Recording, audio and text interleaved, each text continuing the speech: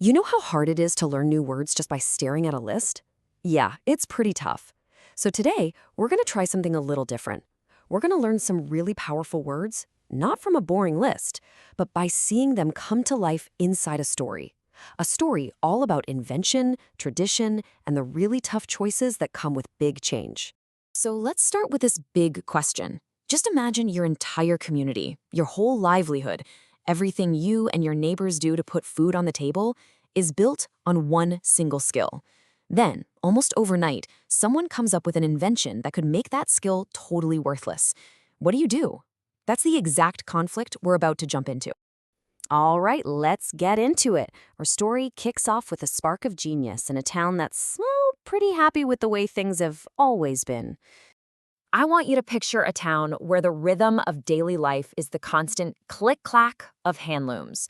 Weaving isn't just a job here, it's their whole identity, it's their income. And then along comes this inventor, Joseph, with a machine that is absolutely spectacular. It can do their work faster and better than anyone ever dreamed possible. Now, Joseph's idea wasn't just a small improvement. It was radical.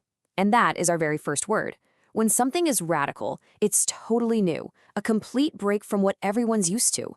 It doesn't just change the rules of the game, it throws the whole rulebook out and starts a new one.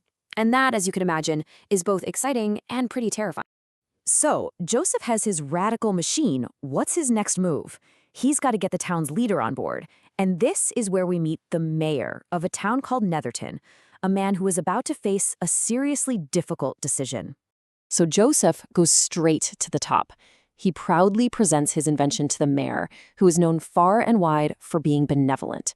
And that one quality, his kindness, is really the key to the entire problem that's about to unfold. And this word, benevolent, is so important because it tells you everything you need to know about this mayor. To be benevolent means you're kind and you're generous. He's not some ruthless leader just focused on profits. He genuinely cares about his people. And because he's a benevolent guy, the mayor immediately sees the massive problem. Sure, the machine is a work of genius, but his town has a complete and total dependence on the old way of doing things. Bringing in this machine, it wouldn't just be an upgrade, it would cut the lifeline for thousands of families. So the whole issue hinges on this idea of dependence. The town relies entirely on hand weaving for its survival. For generations, this reliance has been their strength, but now, facing this radical change, it suddenly becomes their greatest weakness. Joseph, the inventor, is getting frustrated. He sees the mayor's hesitation as just a refusal to join the modern world. He argues, we are no longer in the medieval age. He calls their traditions archaic and flat out warns him that if they don't adapt, their income will diminish. The battle lines are drawn. It's progress versus protection. Joseph's final warning is that hand weaving is about to become completely obsolete. But the benevolent mayor, he stands his ground. He refuses to impose such a huge, disruptive change on the people he's supposed to protect, even if it means his town falls behind. And this leads us to our next word, obsolete. A perfect example? Think about typewriters after personal computers came along. That's exactly what Joseph predicts is going to happen to hand weaving. It's not that hand weaving is bad, it's just that something better, or at least way, way faster, now exists. So Joseph gets rejected in Netherton, but does he give up? No way! He takes his amazing invention to the next town over, a place called Wilton, where he finds a very different kind of leader with a very different set of priorities. The mayor of Wilton isn't worried about tradition. He fully embraces capitalism. That's the economic system where companies make goods for profit. And when he looks at Joseph's machine, he doesn't see a threat. He sees a golden opportunity for huge wealth and, just as important to him, prestige. Prestige is all about reputation, you know? It's that admiration and respect you get from other people. For the mayor of Wilton, this machine isn't just about making cloth. It's about making his town famous, powerful, and respected. It's his path to building a legacy. This mayor is a pragmatist. He's looking at the machine's beautiful, intricate brass components, and yeah, he recognizes there are drawbacks for the workers, but at the end of the day, he just can't argue with the bottom line. The potential for profit is just too huge to pass up. And that word, component, is really interesting here. It reminds us that this big, world-changing invention is really just a collection of smaller parts all working together. You know, just like a town is a collection of people.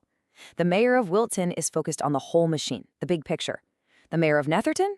He was focused on the individual components, his people. So, the deal is made. Wilton embraces the future while Netherton clings to the past. What happens next is a really powerful lesson in economics, innovation, and, well, consequences. And the results really couldn't be more stark. Wilton, which was guided by capitalism, becomes wealthy and famous. Meanwhile, Netherton, holding on tight to its traditions, sees its income start to diminish. Joseph's warning, it came true. To diminish simply means to get smaller or to reduce. As Wilton's new factories churned out tons of cheap machine-made cloth, the demand for Netherton's expensive hand-woven goods just dried up. Their economy didn't collapse overnight. It was more like a slow, painful shrinking. So, the situation in Netherton is getting desperate. And this is what forces the benevolent mayor to finally face the reality he had tried so hard to avoid.